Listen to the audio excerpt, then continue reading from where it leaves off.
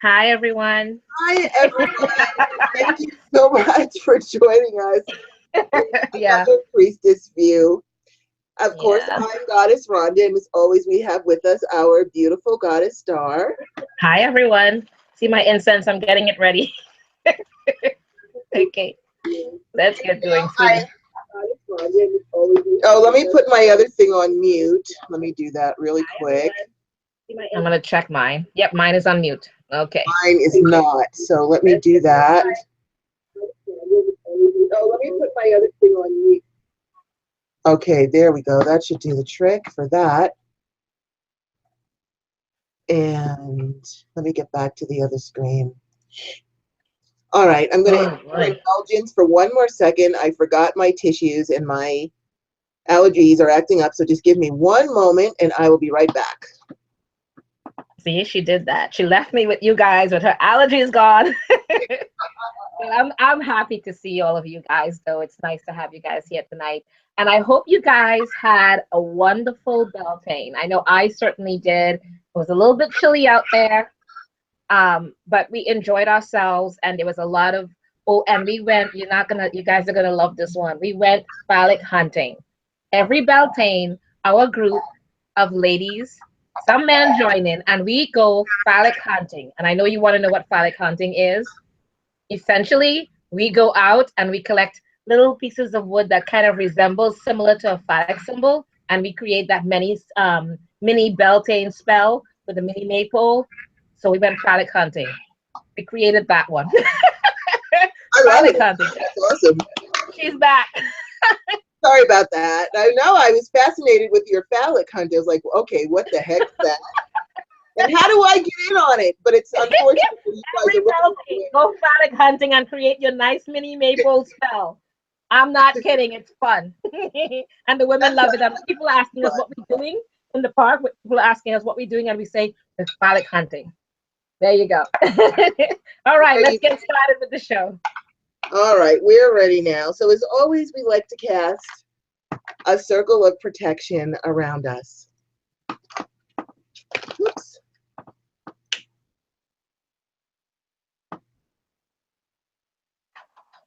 Okay, I can't hold my incense today. It's so hot. Ah. All hail, our lords and ladies of the East, our brothers and sisters, our brother and patron, the sacred element of air, namaste. Divine honor, love, joy, peace, and respect to thee. I charge thee, please cause a barrier of protection through all of our walls that face your direction, from corner to corner and end to end. Let peace and protection reign herein. Thank you, so it is, so mote it be. And so it is, and so mote it be. See, I forgot to light my nice candle over here. Hold, give me 1 second. I'm so sorry. That's okay.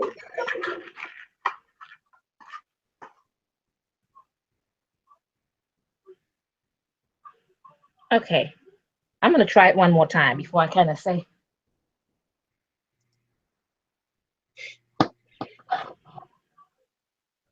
Alrighty. All hail our lords and ladies of the South, my brothers and sisters. My brother and patron, the sacred element of fire. Namaste. Divine honor, love, joy, peace, and respect to thee. I charge you, please cause a barrier of protection through all of our walls that face your direction, from corner to corner and end to end. Let peace and protection reign herein. Thank you, and so it is, so would it be. So it is. All hail, our lords and ladies of the West, our brothers and sisters, our sister and patron, the sacred element of water, namaste. Divine honor, love, joy, peace, and respect to thee. I charge thee, please cause a barrier of protection through all of our walls that face your direction, from corner to corner and end to end. Let peace and protection reign herein. Thank you. So it is. So mote it be. So it is, and so would it be. All hail, lords and ladies of the North, my brothers and sisters, my sister and patron, the sacred element of earth. Namaste. Divine honor, love, joy, peace, and respect to thee. I charge you, please cause a barrier of protection through all of our walls that face your direction, from corner to corner and end to end. Let peace and protection reign herein. Thank you, and so it is. So mote it be. So it is. So mote it be. And we now bring down the divine white light from the sacred source of all well-being and fill all of our spaces with peace and protection always. So it is, so might it be. So it is, and so mote it be. All righty. So Yes. we're going to talk about living the Tower card and how to kind of negotiate that, because it can be a little tricky and a little scary. And we had wanted to cover this last week, but I'm actually glad that we didn't get a chance to, because now that I look back on it, I think this topic deserves a lot more attention than, you know, just like a little 15 or 20-minute slot, particularly because of all of the retrogrades that we still have going on. Yeah. We've been really under the gun, really, since January. Very inundated, yeah. The Venus retrograde, which is finally, the post shadow should be over at the end of next week. We still are in the Saturn retrograde and the Jupiter retrograde. We're in the post shadow of the Mercury retrograde, so we still have to deal with that till almost the end of the month. And there was another one. Who am I missing? Jupiter, Saturn, Venus, Mercury. Oh, yes, and Pluto, who has just joined the fun. Right. And so even though 2 of them have gone direct, we're still in their post shadow, so we're under that influence. And we've got the big man in town now, the harbinger of the Tower card himself, which is my good friend and brother Pluto, who I actually love Pluto because I love the changes that he brings, but I had to go through a hell of a lot to reach that acceptance. I had to mature because before I was not pleased when the old Pluto came in and to change everything.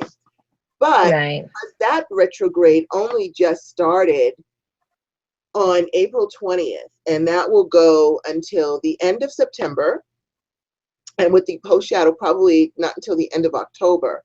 And when Pluto is retrograde, that is the man who comes in and decides what needs to go in order for you to improve your life. So with all of these retrogrades going on, it can feel like you're living the Tower card, because when things are in retrograde, that's when we go backwards. We're actually supposed to be going backwards and fixing things, fixing, you know, relationships or career issues or whatever it is from our past that we need to fix. That's what we're supposed to be doing.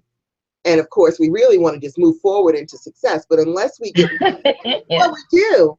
But unless we get rid of those things that are actually anchoring us into this situation, then we're really not going to be able to go but so forward, because we're going to be tethered to those issues that need to go.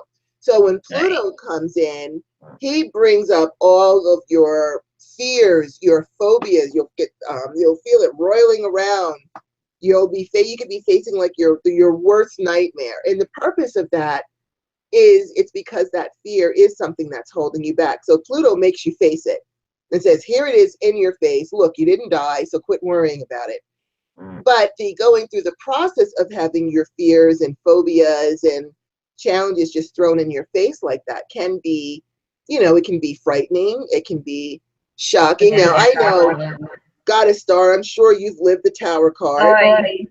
I have lived the Tower card so many times in my life. My last name should be Tower card. I should be named Rhonda Tower card, because I have a lot of Tower card. Yeah. So before we start getting into everybody, let's give some, you and I, Goddess Star, examples of the Tower card that we have lived, to let everybody know that we have, you know, we've done this already. Oh my God. So we can definitely understand, we can empathize. I mean, there's just so many things that it's just like, OMG. But I do want to say yes. And you're kind of going like, which one should I bring out? I know, like, which one? I'm going to probably go with like, I have so many, I don't even know what to do. But yeah, I do want to say this. If you have found that you have been inundated in your life with, you know, a lot of challenges and things like this, don't curse your luck or think that you're unlucky or you're hexed or anything like that, because as we spoke about, I think it was even last week that we talked about it, you know, some people are going for their masters and their PhDs in spirituality. Right. And those are very hard levels to be on, because you have to really show the universe what you can do, what you're made out of. All of your lessons that you've learned in previous lifetimes, they come together to help you out in this one. So the more difficult your life is, the higher your spiritual maturity is, because the universe is like, well, they've already been through 100 lifetimes. They've had these lessons. Let's see what they can do. Consider the Tower card like a midterm to show that, yep, you've got it, and you can move. You can use your old skills that you've learned throughout your lifetimes in this lifetime and get through it.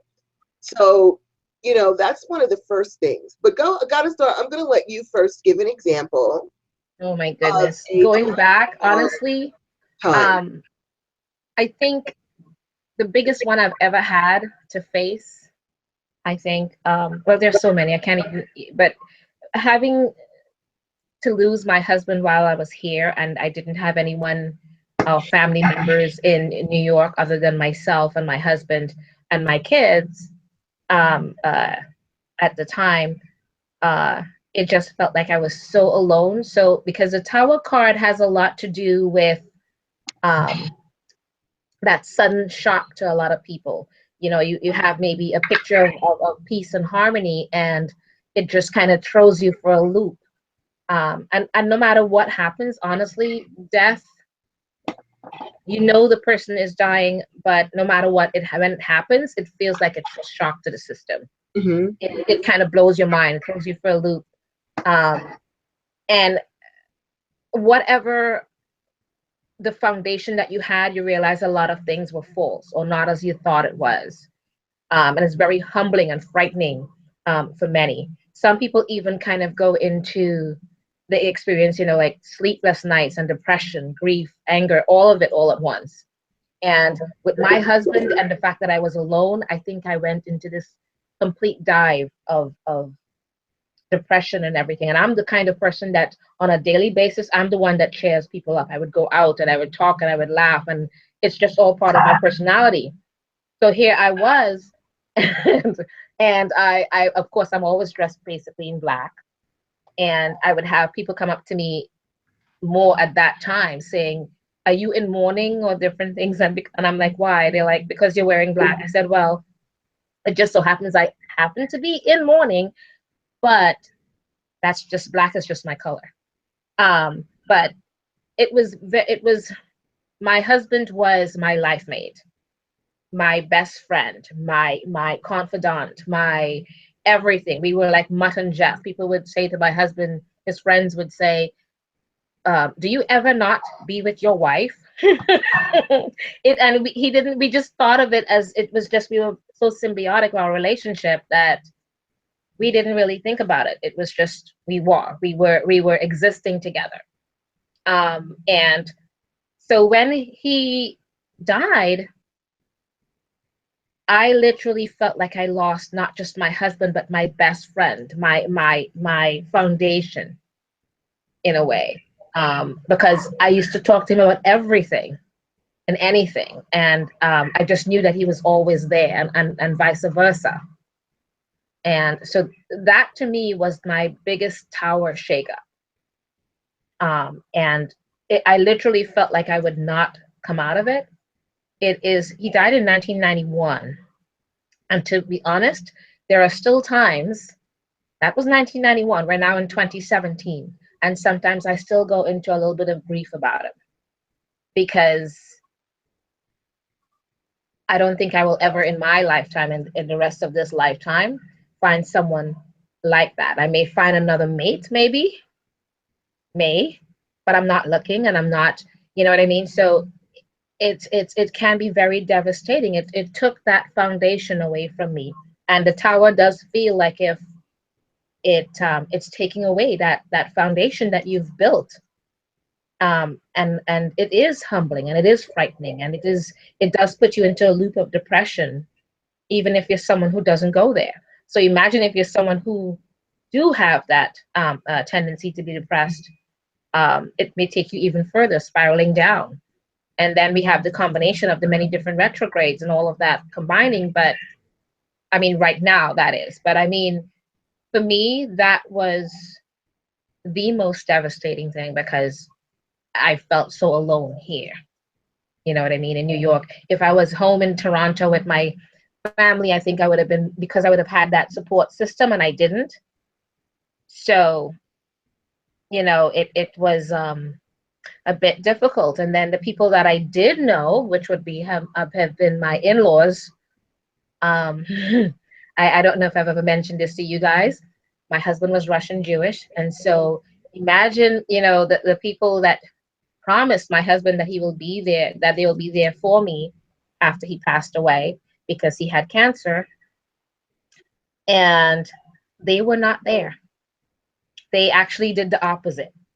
They completely disowned us after he passed away because I'm black and his son was biracial. But for a while there, they were like, oh, but he was doing movies and things, so they were kind of wanting to be part of that. But the whole idea is that they wanted to separate because now he's dead. We don't have any connection to you. Basically, that's what it was. So I was really alone, kind of like flapping in the wind there for a bit. So it was kind of difficult.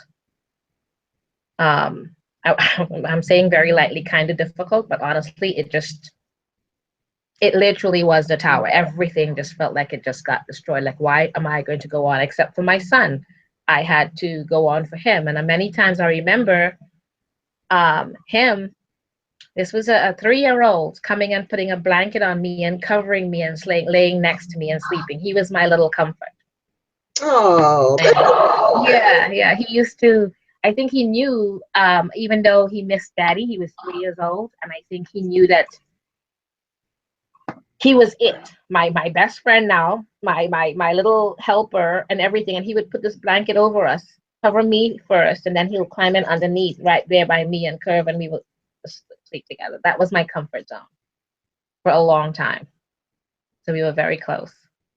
Yeah, that was and it's still, talking about it now, it still kind of takes me there a bit. So we've had some pretty, and that was 1991, and the fact that it still bothers me now just tells you how much it shook my life up entirely. And in a way, I think part of the whole tower thing is that you have to go through it. Don't resist it and let it be what it's supposed to be, because you're supposed to come out wiser, stronger, and everything on the other end of it.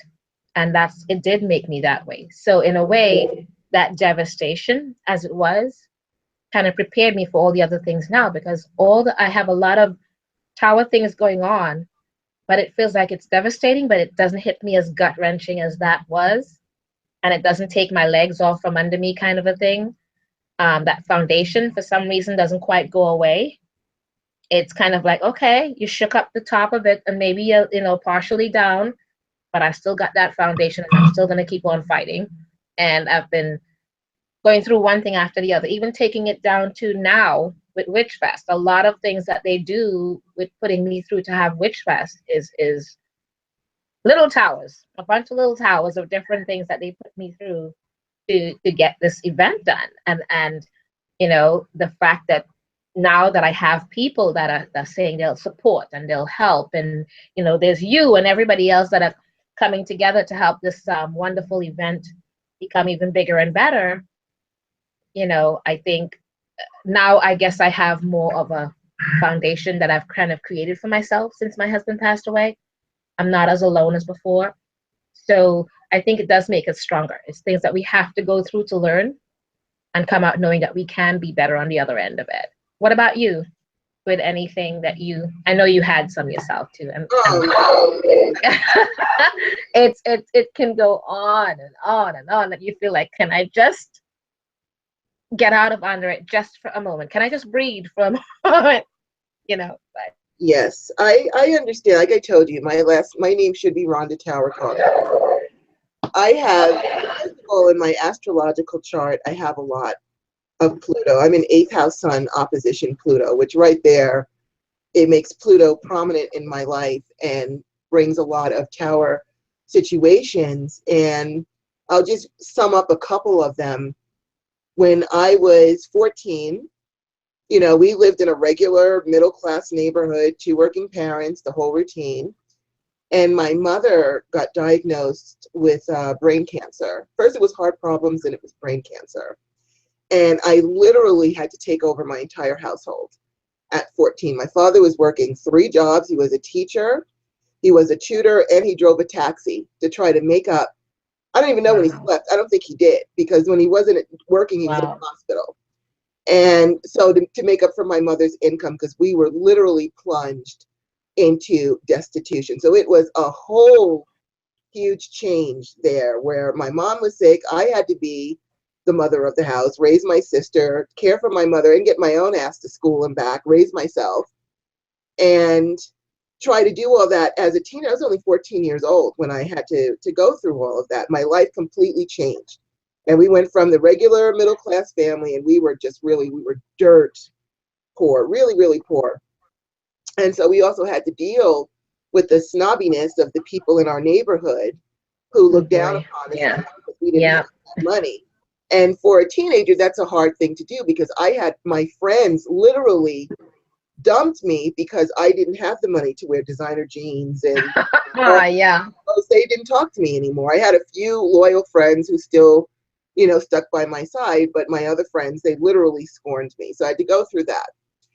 Then when I was 18, 19, I think, then my mom went to Maryland. My grandmother lived in Maryland, and she decided to take my mother to Johns Hopkins University down there. Maybe she had a shot, because they wouldn't do anything in New York for her. They said she had 3 brain tumors. They were astrocytomas. They couldn't do anything. So they took her. She went down to Maryland, where the doctors down there, they only gave her a 10% chance of making it on the table. And they said if she made it, she was going to be paralyzed. She was going to be a vegetable. And my mother said, who was probably the epitome of determination and perseverance, said, I'm going to be just fine, do the surgery. And guess what? She survived that surgery. She was not a vegetable. Yes, she was weak, and she had a long haul to be able to walk again and do all those things again, but she never gave up. Still, while she was in Maryland, I thought that she was going to be down there for a while, and that would give me a chance now to pursue my own goal. So I enrolled at Adelphi to become a paralegal, with the intention that I would then go and intern for a law firm, because in New York you can do that. You can intern at a law firm for 3 years and take the bar, which is much cheaper than going to law school, and it's faster than going through the whole thing. And so that was my intention. Well, my mom was a little too much for my grandmother, so she had to come back. So then I had to drop out of school to take care of my mother full time. There went those hopes and dreams were gone. And that's how I ended up in the mortgage industry. I took a job basically as a typist just to have some money coming in, and ended up in the mortgage industry for like 20 years, which then brings us to, there are other towers in between, but then we're going to roll forward to 2005, where I'm sure I've spoken about this before. In a 6-month time period, I lost my husband unexpectedly, who also had cancer. His eyes turned jaundiced, and I took him to the Wow. doctor, and they put him in the hospital that day and gave him 4 months to live. My husband said, I'm not hanging around for 4 months and deteriorating. So Oh my gosh. Similar. Yeah. he hung around for 2 weeks, long enough for me. And we had moved to Albuquerque. I have no family here whatsoever. Ah, yeah. That's And hard. so it's hard when you have to buy a casket by yourself. That was Yeah. probably the worst of it, was going into the funeral home by myself and making those arrangements, because I didn't have anyone to come with me. I had no support. And Right. I made all of his arrangements, and I was in so much shock. And plus, he chose to be buried in Pakistan. He wanted to be buried in his own homeland. And so I didn't really even get that funeral where you can get some kind of closure or something. Closure. Right. Yeah. All You his had to stuff ship there. him there. They took him off to the airport, and then that was it. And so that was hard enough, because I was completely in shock. And a month later, my was really hurting me. And so I went to the doctor a month later, thinking I had an ulcer, that from the stress. Turns out that I had a 20-pound uterine tumor that was killing me. It did not grow outward, it grew inward and knocked all my organs out of the way. And it was hurting because my organs no longer had anywhere to go because this thing was just huge. And so that doctor, and then now my first thought, of course, is, oh my goodness, now I have cancer too, and I'm going to die. And they sent me to an oncologist who said, you know what, thankfully it's not cancer, but it is a fibroid that's gone crazy. That's the good news. The bad news is so many of your arteries have attached to it that there's a really good chance difficult, yeah. You're going to bleed out on the table. And just like my mother said, I said, just do the surgery. Nothing's going to happen to me. The universe is trying to teach me a lesson here. So let's just do this. So I go have the surgery. It took me, I still have 50 staples inside my stomach holding everything together. They had 100 on the outside, 50 on the outside, 50 on the inside. And it took me 3 months to recover. I go back to work, and that was the decline of the mortgage industry. 2 weeks after I went back to work, I had no career. Gone, poof, gone. So now in a 6-month time period, I've lost my husband, gone through life-threatening surgery, and lost my career, and had no income really coming in. I got a job in December with a mortgage bank, and they sold themselves to a bank in New England who was going to handle all the underwriting and processing. So everybody in that bank lost their jobs. But still, this is a complete change of life now. I have no career. My husband is gone. I'm still in recovery.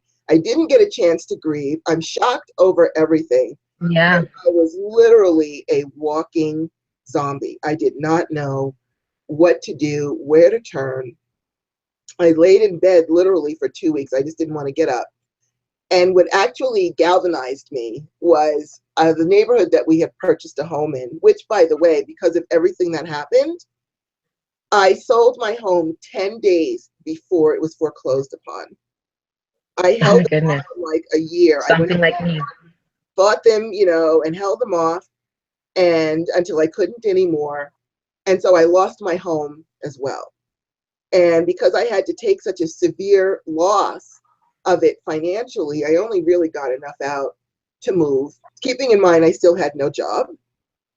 And so it just went on and on from there. But I do want to say what actually got me out of bed was I just happened to look out the window, and I had a really snotty neighbor. This neighbor hated me ever since I moved in. She was one of those, like, how dare you move in next to me? She was really snobby. And in those 2 weeks, we were very good about keeping up our lawn and our landscaping. And I just didn't do anything. And so my grass grew really high, and I didn't give a rat's ass. And I looked out the window just as she was walking by with her dog. And she looked at my property like with just such disgust that was it. I jumped up, put on my sweats, got out the lawnmower, mowed the lawn, and I said, you know what am I doing laying around here? Get up and do something. And that actually was because of her and the way she looked at my lawn in such scorn, which actually reminded me of how our old neighbors when I was growing up looked at us. That snapped me like right out of it. And then I actually got to work to start to fight back and change my life around. So when we talk about the Tower card and living it and what that's about, we know what we're talking about. We can pretty much identify with just about anything that you're going through.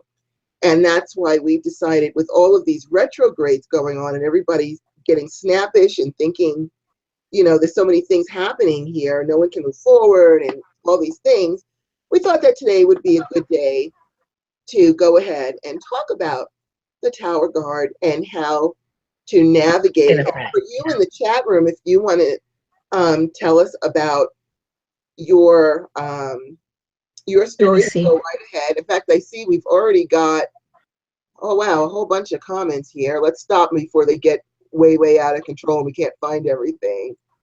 I like no school like the old school. He's like, God is talking to a gay man about phallic hunting. Good Lord, let me put some I was. We were all heading around and going, we're phallic hunting, and people looking at us all weird. I'm like, okay. And then we have Goddess Arlene, who says, Star knows about what I went through, very similar things when my own husband passed away. and then lost my job a few weeks later. That, hey, we can totally dig that, goddess. Looking back, I am wondering if I were creating the mess in my home that I did, I may have been trying to recreate that foundation. I have more comments to read, but you know what, Arlene? That can actually be true. Do you know that since my husband passed away, I pile my laundry on his side of the bed? And I think it's because I can't stand seeing that side with him not in it, so I kind of barricade it or something. I know there's some sort Or of created that body somehow. You created something, yeah. Something there. And so I'll pile my laundry on that side of the bed or put stuff on that side of the bed. It's very rarely empty. And that's actually one of the— Oh my gosh. As you said that, I just realized I pretty much do the same thing. On the side of the bed that my husband used to sleep on, I have got like files and like I don't know, there's always either folded laundry or file folders that I'm working on, and I'm like, one day I said, this past week I said, I would love to one day see my bed but nothing on it but the bedspread that it's supposed to be there. I said, why is it that every other person has in their homes, their bed is completely clear, yes, and mine is not, on one side only, not both sides, one side only, and that's the side my husband used to sleep on. And you're right, I didn't even connect the dots with that. But I know something else, Arlene. I'm not gonna put your your business entirely out there, but it's more than just the side of the bed, okay? But yeah, I know.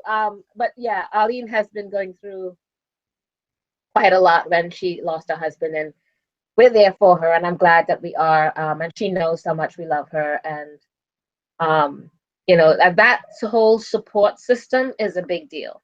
Yes, when you don't have it and you're in a new place, and at that time I didn't have anyone, and then the people I thought I could turn to turned their backs because of my race. It was very devastating, and going on from there, and to have my son be the one, my 3-year-old be the one to kind of go, he can't take care of me, I have to take care of him, it's my right. So I literally imagine a 2,000 square foot loft apartment. Instead of my depression goes not where I lay in bed, but an opposite thing, almost like an OCD thing. And I'm not OCD. I painted an entire loft apartment, 2,000 square foot, by myself. The entire loft I painted. The ceiling was 15-foot ceilings. I bought a ladder. I literally painted the entire apartment by myself. I was renovating and it had no reason to be renovated. It was brand new. And I was literally building and renovating and painting for whatever reason it is. But similar to you, when I saw back in '96 that my store was not doing as well because I was so entrenched in grief that I was not doing it the way running it the way I should be. And I had employees and all of that. I had a lingerie shop in the East Village on St. Mark's. And I guess I was kind of ahead of my time, because lingerie to Americans are not the best things that they are back then that they thought of. But I remember, as you mentioned, the foreclosure, I came this close myself, but I sold it in time and I got a very good price for it. But I remember thinking, I really have nothing else but this to depend on, and that means I can't spend it. And I remember hoarding that money and not spending it, only paying the bills I had to pay. And I bought, and it's an interesting thing. All of us, and I noticed you said it too, because being Canadian, we have a tendency to not like to rent, we like to own. So everything I've done here have always basically, I think I rented once since I've been in the United States. And I made sure that I said back then, you know how you said you sold it in time just before you left? Mm-hmm. I said to myself, paying $3,500 a month back in 1996, 1995, 1994, all by myself for 3 years, I said, this is not going to go well. And there's a little law in New York State that chattel cannot own property, or property cannot own property. And women, there's a law that was never changed. if you are married to your husband, my husband passed away. I went to go refinance with the bank, and they would not let me. They said that I needed my husband's signature because we were both owners of the apartment. And I'm saying, here's his death certificate. He is dead. I would like to refinance it. I have a business and I was qualified. They said property cannot own property. And there's a lot of women that did not know this. It's an old law that was never changed in the books. So I was considered property. And I could not be owning it by myself. I had to be owning it with my husband. So I was not allowed to refinance back then. So I literally had no choice but to sell the apartment off in time to make sure I did not get foreclosed on. So it was all these things I was dealing with, the laws of my son, the constantly, I couldn't sleep. So I was always either doing something. I had to find something to do all the time. So that was my way of coping with it. But it was just the devastation of it, I guess, and the loss was so much, and dealing with the fact that we were going through that whole deal with the cancer before he passed away. And like you said, was another interesting thing. He said, I watched my dad die of cancer, and it was painful to watch him go through all that pain. He said, I cannot. Before he was diagnosed, he was perfectly fine. The minute he was diagnosed, I've never seen anyone become almost emaciated. He went from being a bodybuilder with good muscles and strength and all of that to this skinny person in like 6 months. I've never seen, it's almost like a giving up. He doesn't mean to, but he said, I cannot watch myself die the same way my father died. And so similar to your husband, he went very quickly. So it was very hard to deal with, almost like you're trying to make him not give up. But I understand where he's coming from. He was dealing with another aspect of it. He watched his dad die from it. So he did not want to do the same way. He didn't want to die the same way. So I guess he chose his own way of dying. You know, my biggest part was on December 23rd at 10 p.m. at night, watching him in the emergency room as he was dying. And the two people that left, the two doctors that said, oh, well, he died, we tried. And they came out laughing and talking. And I said, that was my husband. And they're like, well, I'm sorry. But they were laughing and talking as if it's such an everyday thing, when in the meantime, that was my husband. And I'm listening to them pronounce him dead, you know. So that was another hard thing for me to do, because I was right there, and I will never forget it. December 23rd, 10 p.m. at night. So Christmas is not the biggest thing for me. I prefer my Yule on the 21st. I try to take it away from as close as possible, or whatever it is, but it's not my biggest Sabbath, because I'm always reminded of that back then. So, but it's still, you know, like I said, you found yours with the neighbor. I found mine with my son, to give us the incentive to get our butts going and get out there and be productive again, you know. And you're still dealing with the grief of it to this day. Mm-hmm. So that devastation is still there, but you recreated that foundation that, yes, if you look at the tower, I look at it a lot. And it's interesting because with this one, and I know I've seen some tower cards, it only gets destroyed to like about there, you know, like right before the foundation hits. This one kind of was destroyed in every aspect of it. But I'm still looking at it on the bottom, and I'm saying that foundation right there, that bit of earth and that ground, that's me. And that's always going to be me right there, saying that I'm going to still rebuild. I'm going to rebuild, and I'm going to persevere, and I'm going to keep fighting. So I don't know. It just makes me feel like it's something that we should not resist. We should just let it go through what it's going to go through, because it's not something you can exactly change. It's going to happen no matter what. And usually it's whatever it is, wherever the tower is placed, whether it's your past, your present, your future, wherever it is in a reading, it's going to happen no matter what it is. And it's going to happen in a way, it's kind of giving you that warning, you know, and it's going to happen in that here and now kind of a thing. Or if it's in the past, where it's in a reading as in the past, it's just showing that you just went through it not too long ago or something like that.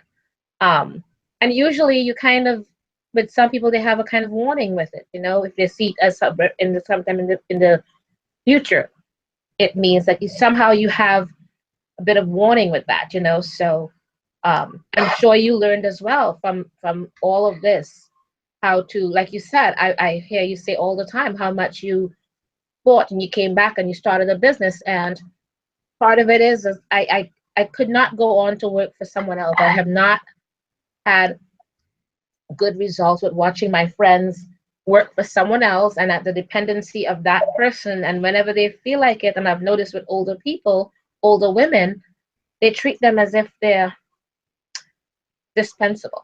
Is that the word I'm looking for? Or disposable? Mm-hmm. You're of a certain age, or you're whatever it is, you're disposable. I will just throw you out and get another one, or they misuse them, or whatever it is. Um, and they're not treated the best way. And the jobs come and go a bit too fast.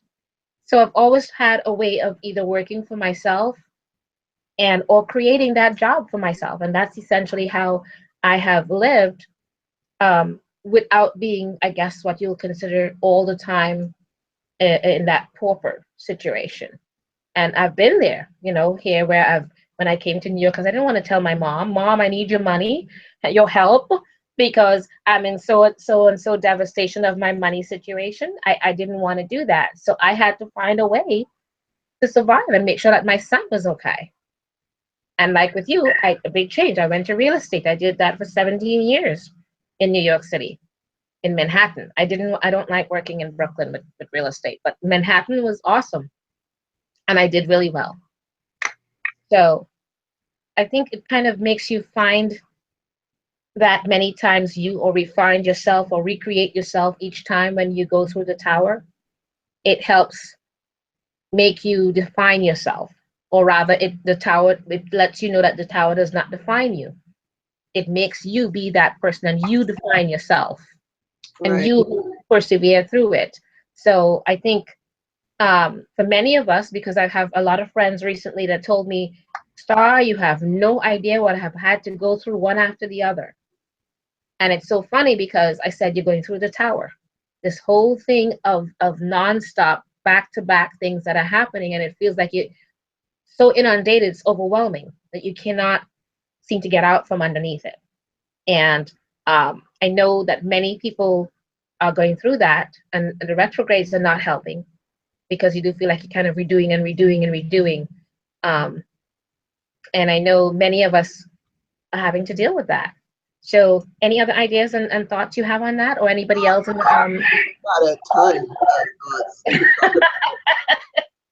with this, and so we're going to now start to really break down. We talked about, you know, the reason we shared all of this with you is so that, you know, if you're going through this, you are not alone. You're not alone. Yeah. You are not alone. We've been there, done that, survived all kinds of things. I actually have phoenixes tattooed on my back because of all the times I've had to rise from the ashes.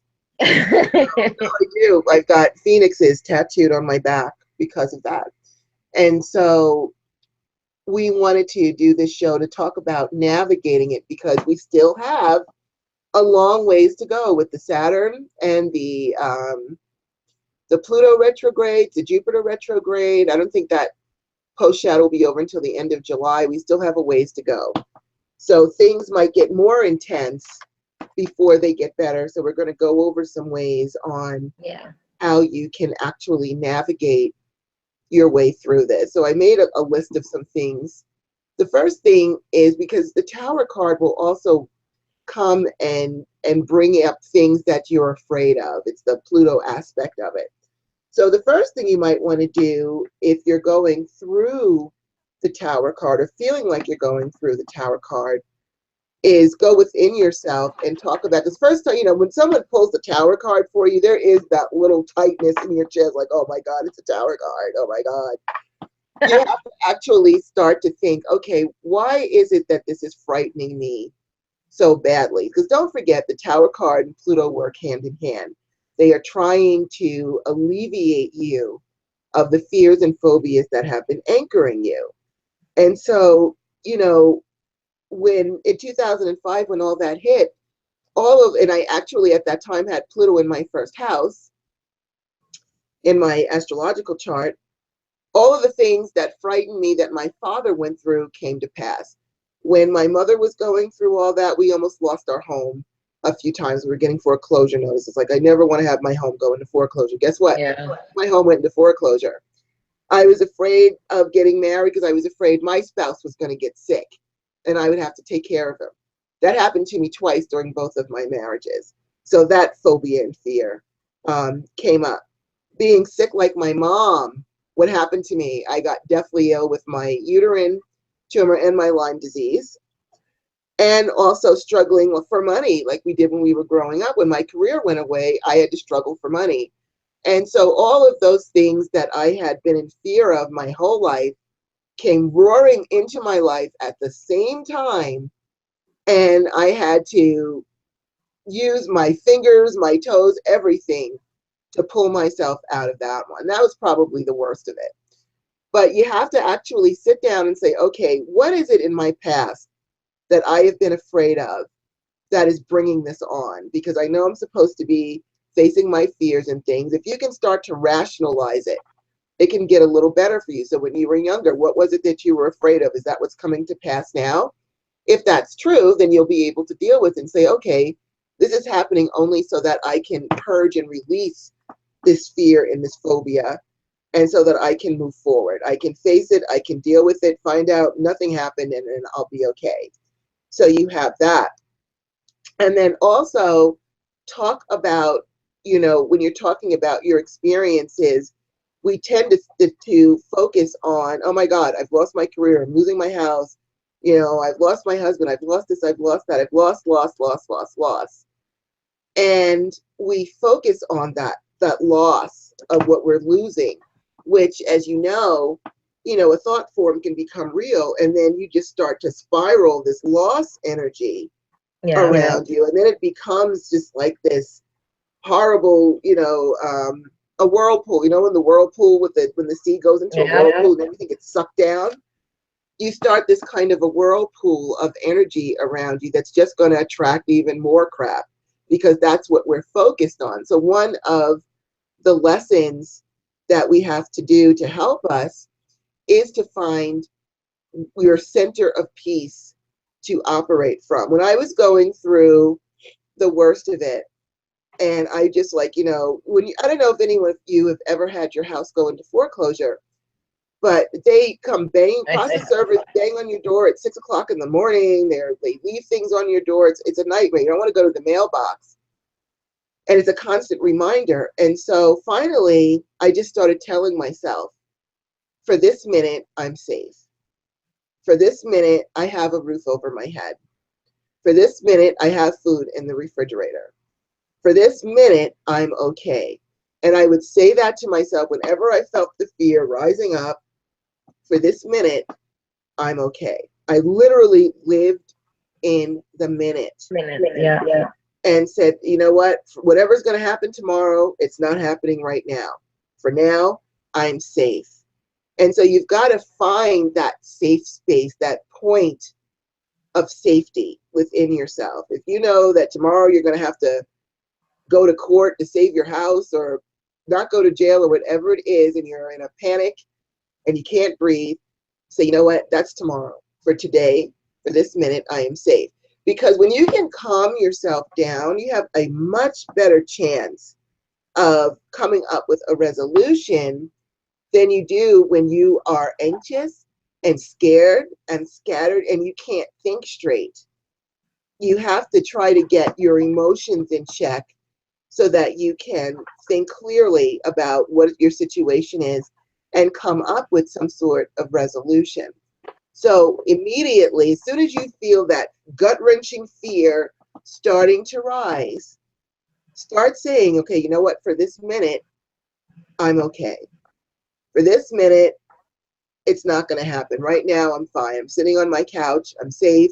I have food, whatever it is. For this minute, I'm okay. And operate from that so that you can keep yourself calm and actually come up with some kind of resolution for yourself. Because when you're stressed out, it is very difficult to come up with a resolution, because your mind is all over the place. You know, like Goddess Star, when you lose somebody like that, you know, your mind, you know, there's a part of you is like, what could I have done to maybe have seen this coming and done something? You know, I felt a lot of guilt also with my husband's death, because his doctor looked at me and was like, well, his eyes didn't just turn that way like this today, like it was all my fault and I had missed something. And so then I had that guilt of, oh, well, what if I had, you know, made him go to the doctor, or what if I had done this, or what if I had done that? And essentially, there's really nothing I could have done. A, I don't believe you can go before your time. And B, my husband's health was his responsibility. I had to give that to him. I'm sorry, I forgot to turn my ringer off. Just give me a moment, please. Sorry about that. And so operating from a place of safety, you must find your safe space to calm you down and operate from. That is what's going to help you to be clear-headed, so you can come up with a clear-headed way to handle this situation. And so that's one of my tips to do, is to find your safe space so that you can handle it. And another tip that I have for you is to change that fear and dread into one of hope and excitement. Now, I'm not saying, of course, if your loved one is going through a painful illness or they're dying, of course, you're not going to be hopeful and excited. That's just not going to happen, because, you know, you have to deal with that. I'm talking about more like situations where you've lost your career and you can't find a new job, or, you know, you've got to have this new beginning for some reason. You know, when the Tower card comes, even though it can bring a tremendous amount of devastation, it also clears the way for you to recreate yourself, to recreate your life. You can change anything. It's almost like after I finally started to say, okay, you know what, I got to figure out how to make some money here. And one of the things I did, because I was like, I've done mortgages for my whole life. I like to write, so I can get some freelance writing work. Maybe I could do that, even though I had no professional experience. I said, well, you know, I'm going to try. And so I applied for all of these writing jobs online. And of course, everyone said no, because I didn't have any commercial experience. But this one woman said, I'll tell you what, you know, she looked at my writing samples and she says, I'll start you off doing blurbs. Now, a blurb is a 100-word or less opening to an article. So let's just say they wrote an article about coffee. I'm going to write 50 blurbs on how great coffee is in the beginning of the article. It was very hard at first to come up with 50 ways to do that, but after a while you become a pro at it. But I only got $1 a blurb, so I had to do these blurbs all day long. And I was starting like, oh my God, how am I going to make a living with this, and blah, blah, blah. Yeah. And then I said, you know what? I changed it around, because one of my favorite shows was Sex and the City. And I said, you know what?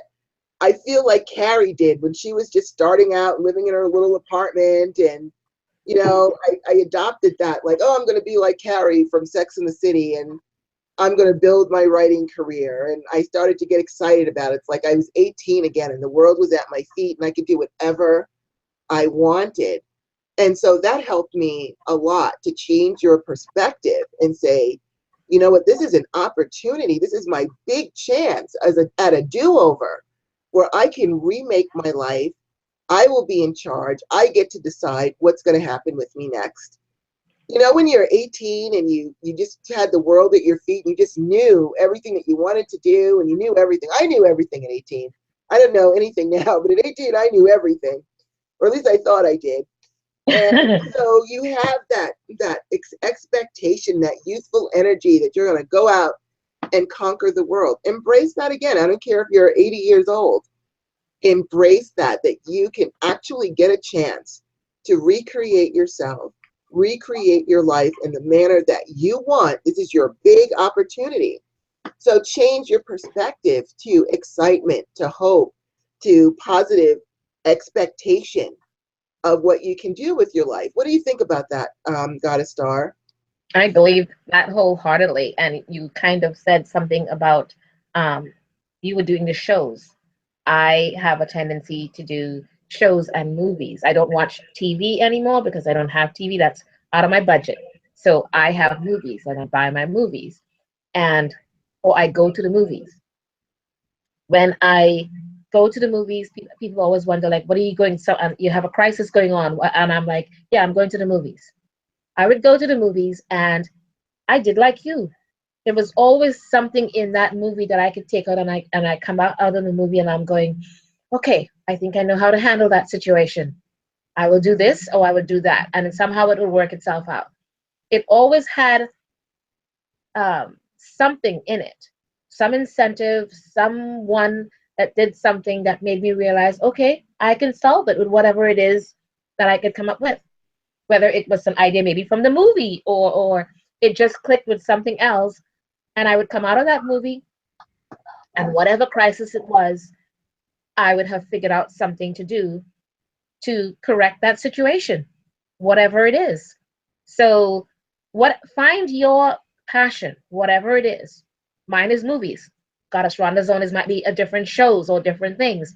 Find your passion, whatever it is, and use that as an incentive to accomplish some of the things that you want to do. To say, well, I'm not sure what anybody else's passions could be. I know what mine's are, so I'm going to go from there. But I'm just saying I use those passions of mine with movies and my books. If you look around in my apartment, it's movie haven or video haven or whatever it is, and books like crazy. So um, I always seem to find my inspiration, my way of coming through it with all of these incentives around me. Sometimes it could even be my son might be the incentive that he would give an idea or a thought or whatever it is. And I said, okay, it may not work that way, but actually you gave me an idea of how I can do it another way. Because it did something, you know what I mean? That anything that's your passion to help you through whatever it is and to give you that incentive. Right. There's a lot of mundane things that you can try and do because you have to kind of say, I have to, I didn't even think about this, but I guess the tower could be another thing where um, here I am at bodybuilding all my life, 6 days a week working out. I'm in great shape, 125 pounds, and working out all the time, never been sick. And then all of a sudden in 2010, I'm in the gym and I passed out and they took me to the hospital and later on diagnosed I have got lupus. Never been sick a day in my life. That's a big crisis for me because I'm like, what do you mean? You know, lots of pain and all these. I never heard of lupus. And I'm going through all of these things. I didn't even think about it as a tower thing, but in a way it was. It's chopping me off of my legs because it's eating away at my joints. It's an autoimmune disease that's like eating away at my joints. All my cartilage are just going. And I went from vibrantly at the gym working out to where if I go to work out and pick up the weights and stuff, I'm in a lot of pain. Mm-hmm. I live literally daily in pain all the time. And I walk around and I act like it's not bothering me because I honestly do not have the time to sit back and say, oh, I'm in pain. That's right. I literally do not have the time. And so because I don't have the time to say, oh, I'm in pain, that I'm not going to be in bed because I heard a lot of people that has come to help me, like for housekeeping and different things, because I cannot do certain things, and would say to me, I can't believe you have lupus. You're not in bed. I said, what do you mean? Some days I have no choice because I'm in too much pain. But they said, I've never seen anyone with lupus get up every day and take the 6 flights of stairs and go down every day, no matter what, and go do things and come back at the end of the day and climb those 6 flights of stairs again. And I'm like, what do you mean? I said, I honestly don't have the time to be sick. I have told people that my doctor, I said, they will tell me this or whatever it is. And I said, I don't have the time for that. You need to tell me something else that's faster because I don't have the time. And they're like, what do you mean? I said, I don't have the time. I have a life. I literally do not have the time to be sick, to be feeling in pain and being up in bed. I can't. I will literally die if I stayed in my bed and not function and not get up and do what I have to do. So I literally have said, and I mean it, I don't have the time to be sick. So I will get up and do what I have to do and get out there. And that is to me, from going to bodybuilding, where I was thinking of going back to the 50 and over bodybuilding and compete again, and I can't do that, not like this. But who knows? I'm not going to say can't. I shouldn't say the word can't, because who knows? Right. Because I am trying to find a way back there, but I don't have the time to be in pain and be in bed and lie there. So I'm going to be going out every day. I have things to do. And so there's all that mundane things. But another thing I thought of afterwards, and as we were talking about the tower card, I thought about how many times I've used and worked with tarot spells. You were talking about the tower card, and I said, that's in the tarot deck, so why not do some of the tarot spells that there are? So one of the little tips I didn't even think about was, because I teach this part, so many things we teach and we forget that we teach it to apply it in our lives and to tell, because we tell everybody else how to do whatever it is, but we're like sitting there going, but why didn't I think about it for me? But with the tarot spells, you literally can, and that, don't forget, tarot spells are very similar to any other kind of spells. You basically would select the cards from the deck. You'd pick a significant. Usually when it comes to tarot spells, I would usually tend to, depending on the situation, for say something as devastating as a tower card, I would suggest, now go with my whole thing. I tell people when you're doing this, especially for a devastating thing that's like the tower card would bring, I would recommend that you kind of look through the cards and choose the cards that stand out in your mind the most. Don't analyze it. Don't try to choose them based on, whatever point in that you want to come up with, or whatever looks great in the deck. Don't do that. Just kind of go with whatever it is, and more like on a spontaneous kind of a thing, and pull out a significator.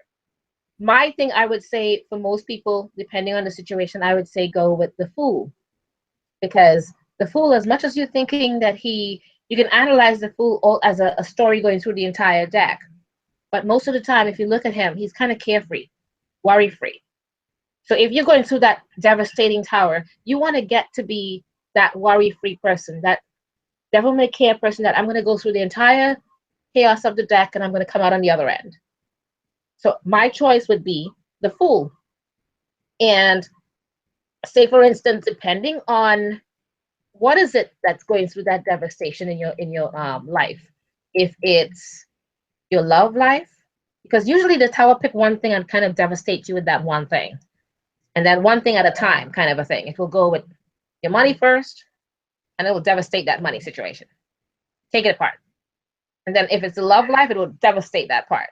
So whatever it is that the situation, if it's the money, you have the significator, the choice is the Fool, then you've got that there. Then you would take like 3 cards. The card that I would choose first after the significator, which is the Fool, I would choose, for me, the card, something like the Ace of Swords. Because for me, that represents power and accomplishment. And I want to accomplish many things beyond, persevere beyond that, whatever it is. Okay, so I've chosen the Fool as my significator, the Sword as my, I guess you can kind of say, on the left side. And on the right side of the Fool, I would choose whatever it is that situation is. Say if it's your love life that's devastated, choose something in the deck that's for the love. If it's your relationship with your lover or whatever it is, then of course the love card or whatever, the lover's card. If it's your money, choose something like either the Ace of Pentacles or the 10 of Pentacles, actually, because the 10 of Pentacles is kind of out there with your family and your financials and your stabilizing, and like how you went through that whole thing, both you and I, with maybe possible foreclosure, threatening, and all of that. That 10 of Pentacles would be a great card to have there, and you use that on. You can put that on your altar. Those 3 cards, and you can even choose a 4th card, a final card if you want, which sometimes people would consider like that a most important card, the Death card. You want to know why I said the Death card? Because I would need to put an end to all of that devastation, all that negative thing that's been going on, and have a rebirth of ideas and feelings and thoughts. So I would add that Death card on the end, because that's your end result, right? You want to accomplish, you want to go through it in a carefree manner so that you can be worry-free because you're tired of it. You want to be worry-free. So you put that on your altar, and if you want, you can add, just like any other spell, you can add crystals that you feel good with. You can add incense, ambiance. You can use maybe a candle, depending on the situation, green or red, or depending on whatever the situation is, or white if it's healing. Whatever it is that you want to try to use to work with it to kind of enhance it, and then I would meditate on the card.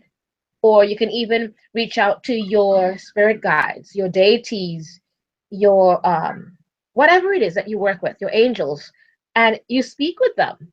You say what you would like to have, I would like to have things be, say it in your own words. I am would like to see through all the shadows of everything and take inspiration and action to move into the sunlight. Um, I would like to be able to come out on the other end a bit more happier and carefree. The burden is becoming too much. Whatever you want to say, to help guide you with it.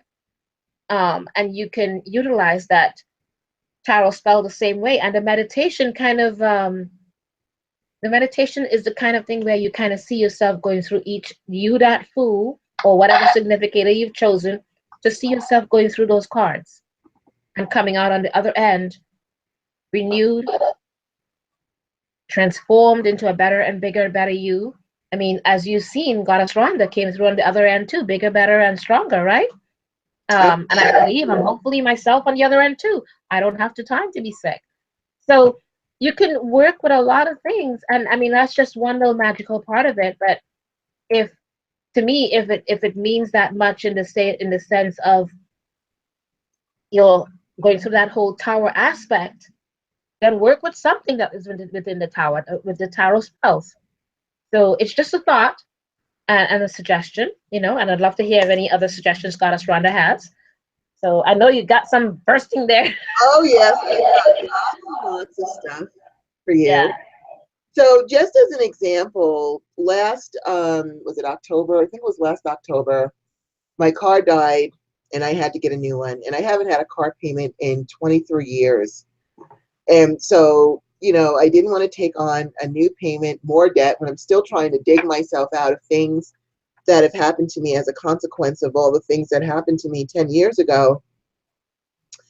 And so what I did was, to be proactive, was I took a bunch of tarot cards and I created a vision board with them.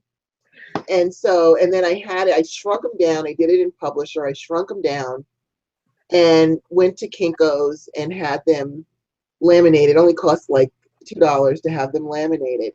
And what I did was I chose cards that were going to help me to make money, so I could always make, my car payments, pay for everything, and start to whittle my way out of debt. Now, when I read tarot cards, traditional tarot cards, I don't use traditional meanings because I'm very annoyed that, people use reverse cards, and that was not the intention of the deck. And I'm an old school person. Now, if you use reverse cards, that's fine. That's you. And, I respect that. But for me, I just have to read them the way, from what the card tells me for whatever that reading is, whatever that is saying to me. I've never been able to learn from the book. It's just like reading Chinese. So I just read the card.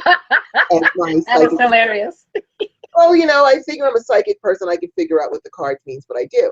But for this particular thing, I actually dug out cards with the traditional meaning. So you may say, well, why, if you don't really think of the traditional meanings, why would you dig up those cards? Because so many people, probably millions of people, do believe in what these traditional cards mean. So for magical purposes, I'm separating the magical purpose from the reading purpose.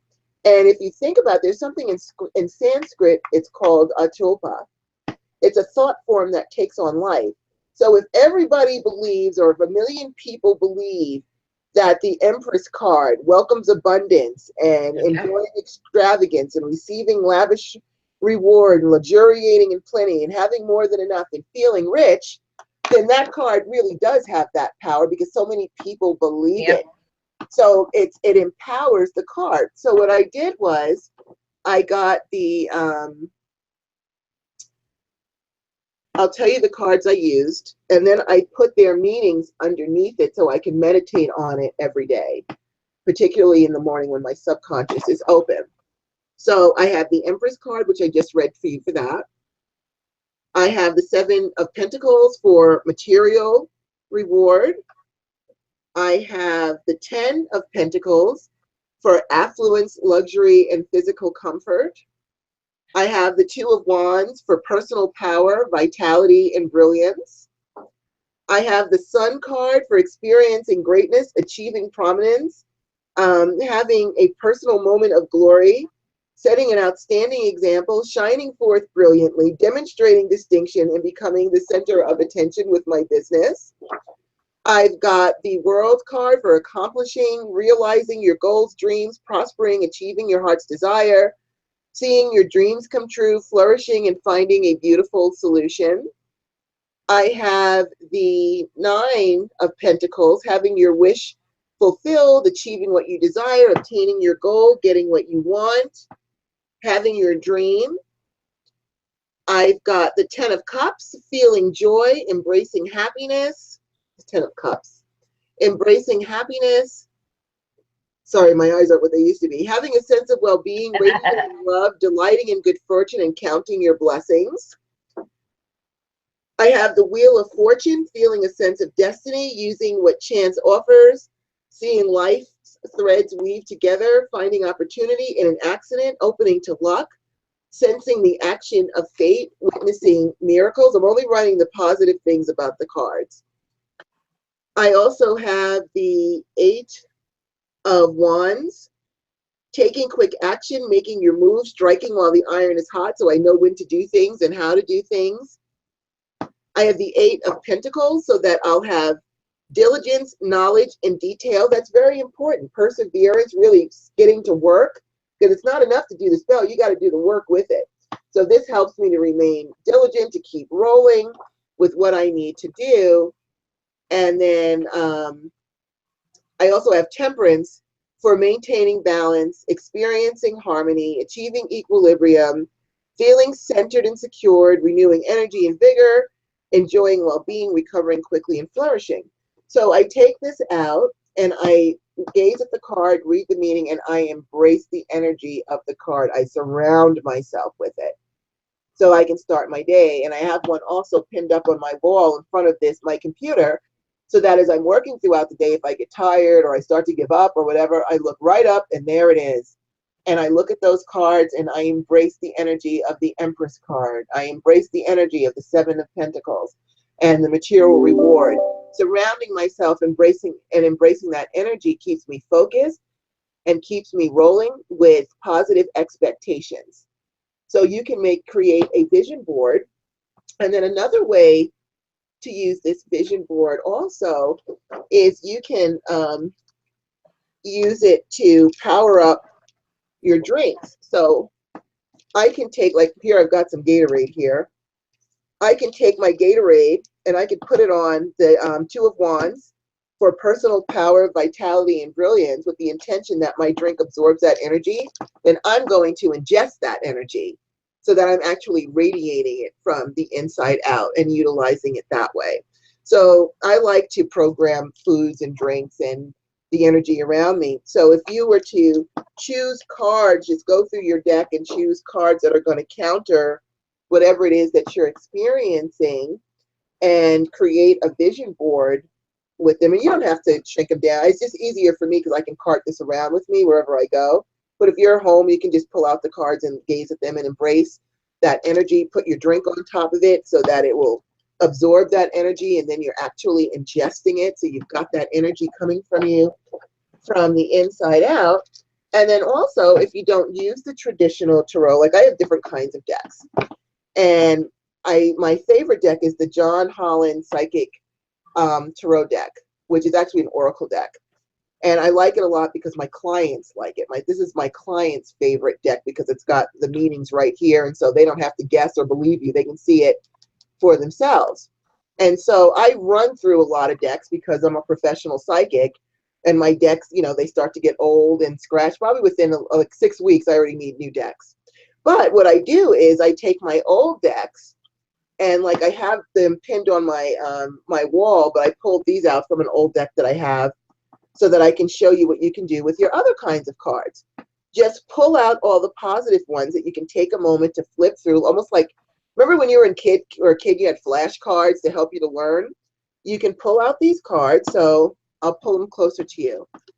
So we've got foundation and achievement. You see the home and the family and the rainbow. If you need that, if you need a new home, or you're losing your home, or you need to find a home, you can pull that card.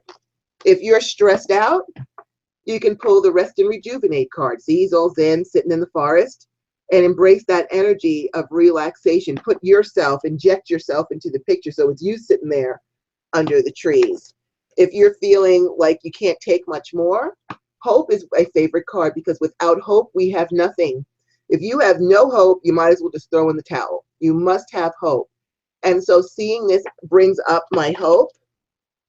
If you're looking for some kind of career or money, we have material and spiritual prosperity. This is important, because if you're looking for something that's not just going to feed your wallet, but is also going to feed your soul with the spiritual prosperity. So if you're looking for a job, then you want the money, but you also want something that you can be happy with. With the spiritual prosperity card, we have recognition and reward. If you're looking for a promotion on your job, or you just need someone to tell you everything is going to be okay and that you're a good person, if you need people to validate you, you feel by yourself, you can use this card. If you need to increase your connection to the divine, you can use the spiritual awareness card. You see the crown chakra is connected. If you need things to happen fast, you can pair this with whatever you need to happen. You pair it with accelerated motion so that it happens quickly. If you need spiritual strength and support, see the man behind him holding up this thing from falling down on his head. If you need that and you need spiritual help, you call in this card, the energy of this card, with your deity, and remind yourself that you are not alone. You're going through this for a spiritual purpose. It's for your evolution, and the universe has your back. They're holding you up. Don't worry. The thing's not going to fall on your head. So you can use that card. If you're just needing money quick, you can use the material harvest card. If you are stressed out, anxious, or depressed, you can use emotional withdrawal. You see he's sitting in front of the ocean. He's all zen. You can use that to kind of withdraw and let the energy of water. If you need to fight, if you're in a fight, you can use triumphant success. This is the equivalent of the Ace of Spades, because this is the unbeatable sword. So if you need help, or you need protection, or you need to battle something out to win, you bring in this energy. If you just feel like, oh my God, I'm having so much bad luck, I need really help, you bring in the blessings from the divine. If you need the divine to help you, the God and the goddess, say, look, I really need you, and imagine all those blessings coming to you. If you're facing new beginnings, and let it be happy new beginnings so that you're on top of the world, you can use that card. This is another card of triumph if you're under the gun. If you're looking for love, we've got the harmony card here. If you've been in depression or in a bad space and you're trying to come out of the dark and into the light, you can use the moving on card. If you need patience, and when you're going through the tower card, you need patience, because it's going to be, oh my goodness, you're just like, oh my goodness. And so you can use the patience. Notice it's patience and planning, so that you're patient and you're also quietly or in a focused space planning your escape from whatever your situation is. We have another battle card, the victory and success. This is the soldier coming home from battle saying they won. And so if you're in a litigious situation or something coming up that you have to fight, you've got this card. If you just need to chill out and be peaceful, you can gaze at the balance card. If you actually have been so depressed that you have lost your passion for life, because you need passion in everything, in your magic, everything. You can bring up the passion card and embrace that. If you're looking for positive transformation, see the butterfly wings of everything developing in a positive way so that you can fly free, you can do that. If you need to stand on your truth or need to know the truth of the matter, you've got the Truth card. If you need your power, you feeling powerless, pull out the Power card, gaze at that. If you need to take control out of your life because you feel things are out of control, you can pull out the Authority card. If you have to make a big decision, you can meditate on the Choose Wisely card. If you're trying to create something in your life, you can meditate on the Fertility card. If you feel like you're ready to give up, you pull out the Stand Your Ground card and meditate on that. We have the Positive Movement Forward. If you need help from the divine or the universe, if you said, oh, for the love of the goddess, please help me, you pull on your Universe card. If you need some psychic intuition to help you know what to do, you pull on the Intuition card. If you need happiness, you can pull on Rejoice and Celebration so that it can bring you that happiness in that you want. If you need a supportive relationship, you see it says prosperity begins, but it's really not about money. If you notice, you've got the tree here, and you see the hands and the roots, and there's peaches. It's about relationships that grow and bear fruit. So if you're looking for a relationship that you want to grow and bear fruit in a good way, you can pull out that card or the Love Begins card. And I also like that they have the chakra cards as well that you can meditate on to clean up your chakras or to get what those chakras represent. So really the possibilities are endless when you consider all of the decks that are out there, because you don't have to just use the traditional tarot. There's so many. So whatever deck that you use or whatever deck that you resonate with, pull out all the cards that would represent whatever it is you're trying to counter your situation, and either gaze at them individually, or you can create a vision board like I did, because I like to have something small that I can bring with me if I have to travel, and I can put my drinks on it, and I can read this and embrace the energies. Just grab the ones that you feel are going to counter what it is that you are going through. Now, a lot of times with the Tower card, you're going through multiple issues at once. It's not like, oh, well, I just lost my boyfriend or one little thing. It's like all of a sudden, everything comes crashing down. Everything does. And so pulling out cards that represent good luck to you, because it can be time consuming to do a spell for money and to do a spell for this and a spell for that and a spell for that. When what I like to do when I'm with the Tower card is I will do good luck cards to have, so I can have good luck in everything. That's one spell, and this way, and that's really what I need. I need good luck to counter all the other things, and I don't have to do like 50 other thousand things to try to help myself, because you know you're already under the gun trying to survive and show that you can sustain the situation and come out the other side okay. So doing just a good luck spell with your whatever deck that you use can really help you with that. All right, Goddess Star, what is your next tip? Well, you know, I'm glad that you brought up the deck that you have that shows all those inspirations. I think that's what's the name of that deck? That is John Holland's Psychic Tarot deck. All right, everyone, that sounds like it looks really amazing. Yeah, please, because I think that's wonderful. And for those of us who have the regular decks, I'm going to give you guys some quick suggestions with certain ones as well, because it just inspired me listening to you speak about those ones that has it written on there. Now, this does not have it written on it, but from your decks, so that you know, magically speaking, the Magician, think about what the Magician is. Magical uses invoking, right? Right. So enchantments of all kind is embedded inside of this card's name. But the Magician himself is the conduit for energy for the entire pack of cards. So if the Fool, for instance, went through that entire pack of cards, a deck, the Magician is the one that he wants to take with him to invoke through all of the cards. Okay? The Magician raises his wand or channels spirituality and energy from above and directs it all with his pointed finger, right? The Magician's image reflects the power and energy. So all of that. And the magical suggestion would be use the Magician card when you want to ace a job interview or anything dealing with your finances in terms of getting that business deal that you want to do. If it's a career that you have, to seal the deal. Work with the magician. Okay, there's a few of them here. I have like maybe 10 of them all together. So I just wanted to kind of go through it really quickly. The star. Now think of this, the magical use for the star is receiving, right? Chances are if you are casting a spell, you are asking the universe for a desired result. The star is receptive, tender-hearted, and open card, right? So the graceful water bearer that she is, see, is the essence of acceptance. Use the star card when you want to open up and receive all the gifts requested and unexpected, or whatever it is. Because a lot of times, I think we've spoken about this before, Goddess Rhonda, where even to receive money or any kind of financial fall towards us, a lot of people have a tendency, especially witches, to think they don't deserve it. So if you don't believe that you are allowed to accept it or receive that into your life, you're deflecting all of that away from you. Mm-hmm.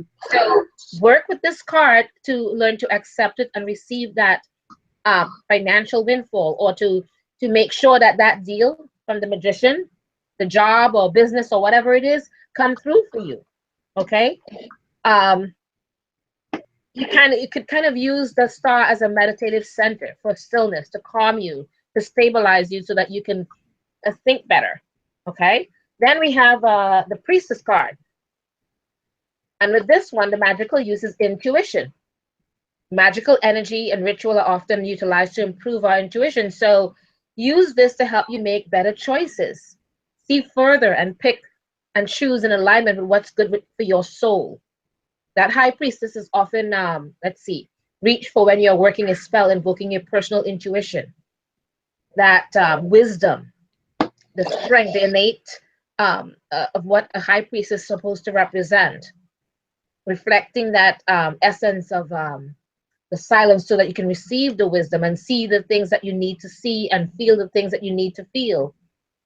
So it's kind of unlocking your inner truth.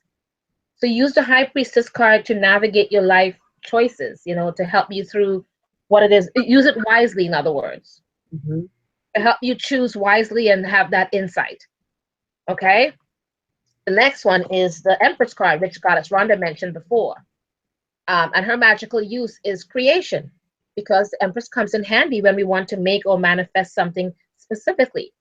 The Empress is that goddess of effortless creation, right? The Mm-hmm. pregnant Earth Mother, look at her. The pregnant Earth Mother willing to give. Nothing could be more fertile than the earth. So if she's that pregnant Earth Mother, the place from which all life springs, reach for the Empress to manifest that.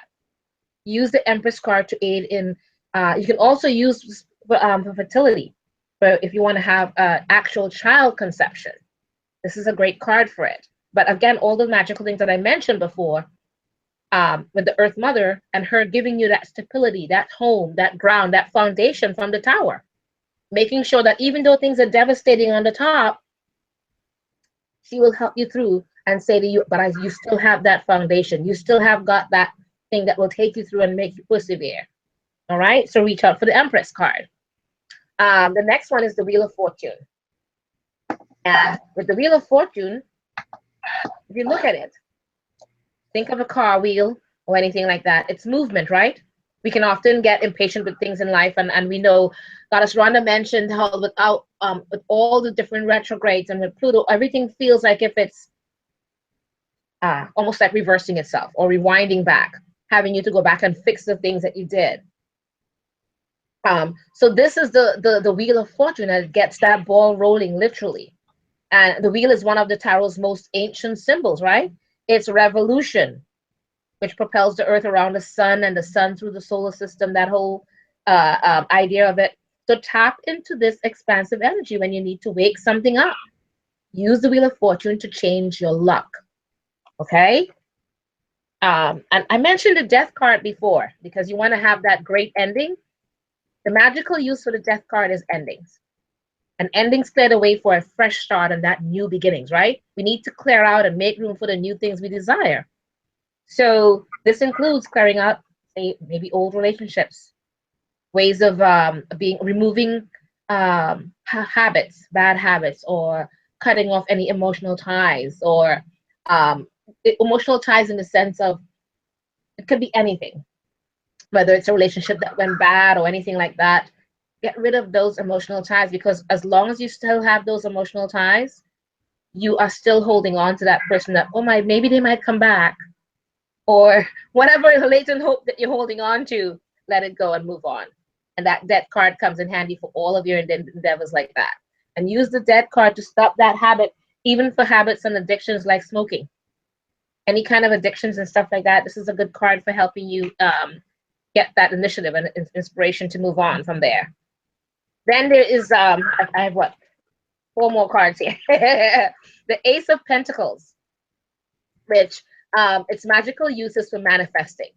And the Ace of Pentacles is kind of a handy magical card. It represents gifts in the material world, right? So money is reflected. And we always know that the coins or the pentacles, you know, is all about money. Can you see it? Yes, now I can. So your life is doing it. So I'm sorry. Yes. Okay, there you go. I got to put it up closer. So for anyone that would like to, that needs a little financial magic from time to time, use the Ace of Pentacles for that new job, or if you want to get that salary increasing, or to get that business deal not only done, but can I get a little bit more money with it, please? Don't just make me work harder. Don't just make me work harder and not pay me more. So here you go. Okay. Then the next one is the Ace of Cups. And the Ace of Cups is interesting because this is the magical use. This is for unbounded love. You want to open up emotionally, remove blockages, and send maybe more goodness into the world. Peace, please. Peace. We need some of that right now. Yeah. The Ace of Cups is your card. This card gives and receives. It is the card of forgiveness and renewal. I'm telling you now, forgiveness is a hard thing to do because I can forget, but I can't forgive. Or rather, it's the other way around. I can forgive, but I can't forget. So part of forgiveness is really forgetting too. But for many of us, like myself, we can't do the forgetting part. I hate to say that, but it's just because to me, part of that not forgetting is so that I will learn from it. I'm gonna use that for it, and I'm not gonna say I'm doing something bad. But anyways, use the Ace of Cups to find forgiveness for someone who may have hurt you. Because if you don't find forgiveness to help you yourself to go beyond that, all it's doing is hurting you. Okay? And I would prefer to see you move on from that person and not keep hurting yourself and get rid of that. Right. 2 more. The next one is the 8 of Wands. And its magical uses for directing, like directing your will, directing your intention and energy. And it's all symbolized by the 8 of Wands, but kind of travels at the speed of light. Used when you are sending energy in a specific direction. This card directs energy like a cannonball. It does, like the speed. So use this to send, maybe if you want to work on your romance intention or your money intention, any of those things, directing to any kind of magical use. The Ace of Wands will do the trick for you. And the last one, I think we all know this one. I'm sorry, we need this card more than ever these days. The kind of Pentacles. Every time I see this card, I'm like, there's my castle, there's my home, all the money on the top, I'm there. Everything in place, the stability, even got my husband there. There you go. He came back there. All of the things,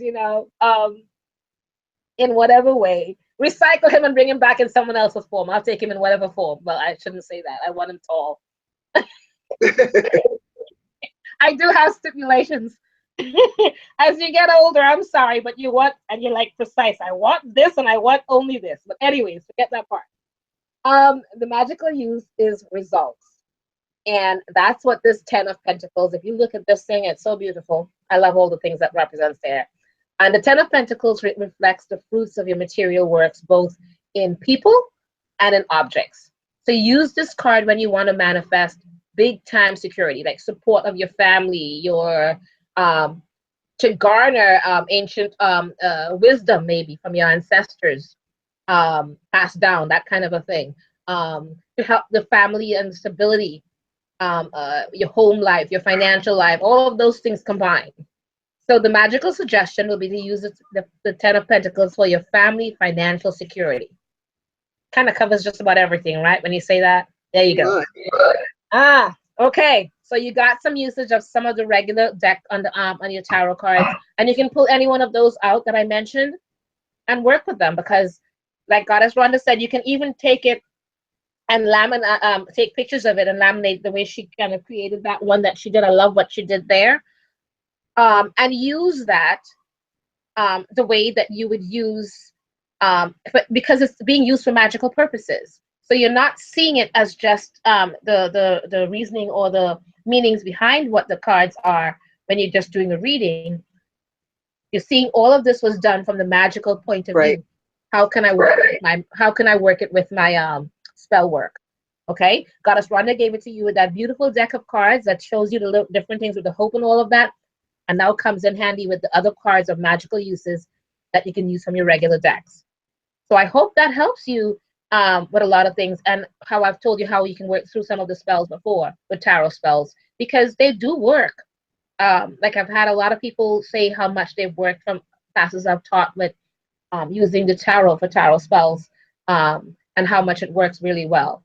Again, it's all based on your intention and where you see that significator, of the significator being who you, where do you stand in that point of the deck for your magical uses. All right, I hope that helps.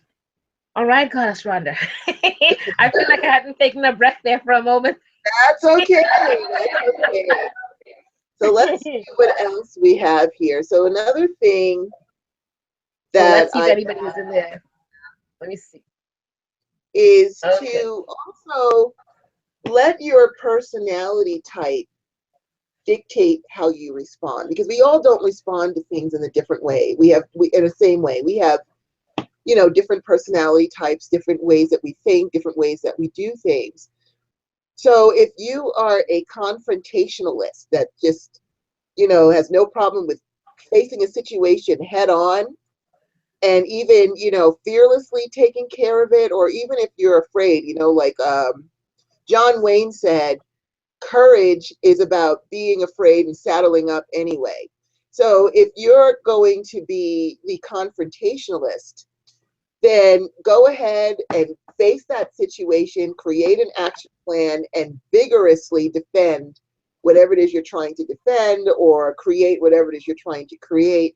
Use your confrontationalist energy, because that is your power. If you are introspective, where you like to sit and think about things, consider how what is leaving you has been holding you back, and acquire a sense of relief that the situation is going away. And then, like, go into meditation, dig down deep, decide what would truly make you happy in life, because it's time to really make, when you're faced with the Tower card looming, decisions have to be made. And so be introspective, go inside, decide what's going to feed your soul, what's going to make you happy, and what you need to do to achieve that. And then you can start your plan from that angle. If you are cerebral, where you're just always thinking all the time, you can write down the situation, decide on the outcome that you want, and then, because you're cerebral, research the hell out of it from what it is that you want. So I'm a very cerebral person. And when I started my business, my issue was I didn't know how to market myself in a heart-based way. I don't want to steal anybody's clients. I don't want to compete and be cutthroat. I can't do that. That's not who I am. So I researched heart-based marketing fully to figure out what I can do in order to get myself going. So figure out what you want, and then research the hell out of it, and then put whatever you've learned into it. If you are an emotional person, then keep your emotions up by fixating on the things that you have in life that do make you happy. Okay, so maybe your career went away, but you've got your cat, you've got your dog, you've got your children that will make you smile. You've got your grandchildren. Put pictures of them on your phone. Bring those things that bring you emotional happiness to counter the sadness, the sad emotions. You're going to hit back with those things that make you very happy. And if that's pictures of your grandkids, or pictures of the ocean and pretending that you're laying on a beach somewhere, whatever it is, use your happy emotions. Find those things that make you emotionally happy, and keep those in mind. Focus on those things constantly, anything that's going to give you peace, and that can counter that. If you're a very spiritual person, you can meditate on the situation, present it to your guides, and then empty your mind and wait for an answer on how to proceed. You know, leave it to spirit to guide you and to help you. So figure out, you know, we don't all do things in the same way because we're not the same people. You know, we're not cookies made from the same cutter. I always say that. Depending on what your personality type is, let your personality dictate how you move forward. I have no idea why we have that that thing that I speak back, because I'm on mute, definitely. But use your own personality type to guide you into what it is. If you're an introspective person and your friend is a confrontationalist, and your friend's, well, you know, you got to just take the bull by the horns and get out there and blah, blah, blah. And you're like, no, you know, I that's too much. I can't do that. You know, you have to do things that's going to work in harmony with your soul. So that's one of the first things that you have to figure out is what is going to work in harmony with your soul based on your custom personality or energetic, emotional makeup.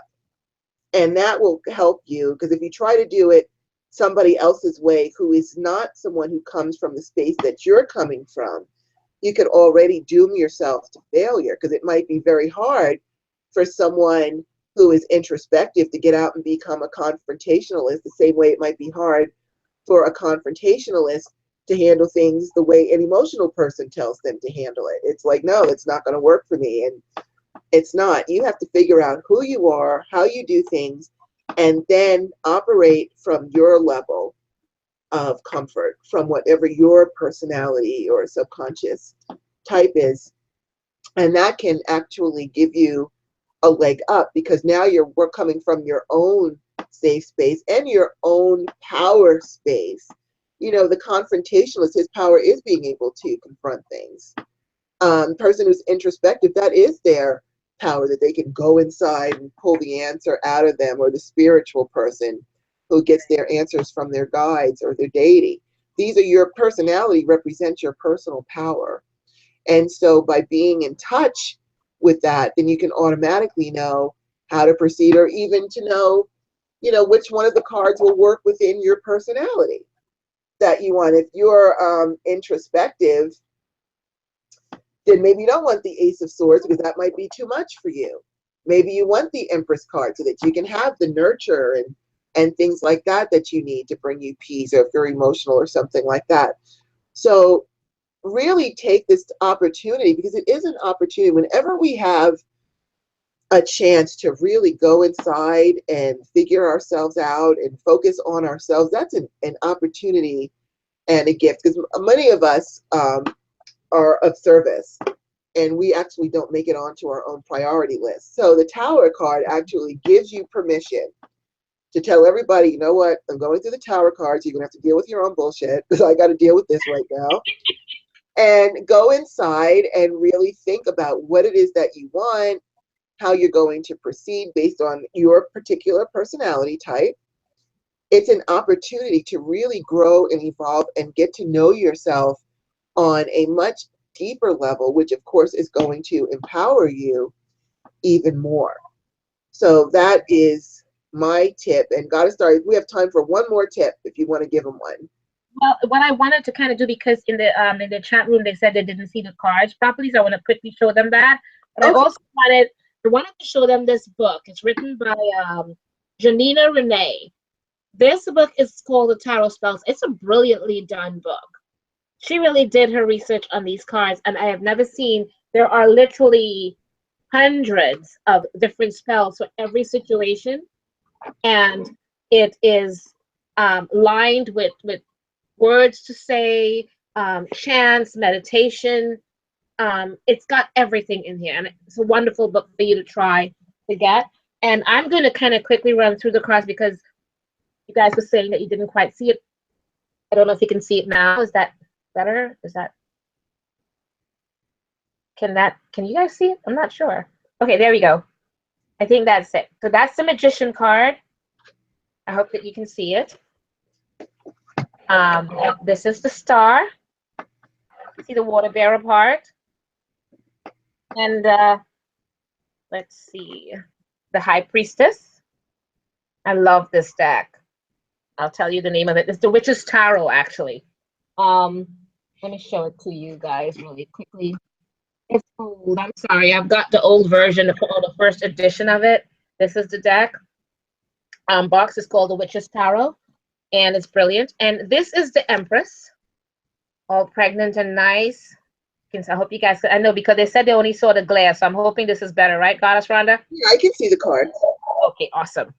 So this is the, what is this one? The Wheel of Fortune that I told you guys about. So if you go back and you see, you hear all the things that I said about each one. So here is that one. The Death card. This is what it looks like here in this deck. Okay. This is the Ace of Pentacles. And I love it because I'm hoping I'm getting the glare out of that for you guys so you can see it better. This is the Ace of Cups. Okay. They're really pretty cards. And it's making me want to go and take this whole thing and kind of put it together in the way you said. Mm-hmm. This is the Eight of Wands. Okay, that I was telling you guys about. And this is that 10 that I love. The 10 of Pentacles. It's every time I see it in a reading, I'm like, and you just know they're talking about their life and their stability at home, and you're like, yes, you got it, girl. Depending on where you got it going on, especially depending on where it comes out on. You're like, yes, you're gonna be. That's right. Okay, so there you are. Wanted to show you guys that, and yeah, it's by the book is written by the book called Tarot Spells is written by Janina Renee. I hope you guys see that. Please do check it out. You will love it. And that's probably an older version of her book. I know. Yes, it is. I think there's a. There you go. Is that it? Yes. Yeah. Oh my God. 100 and okay. Is that her? Oh my gosh, that's the new book. Yeah, this is the newer version. That's her. Yes. Oh my God, my book is so old. It's old. It's the first. That's okay if it works. That's fine. You know. Yeah. If you. I'm just wondering, how many pages does that have?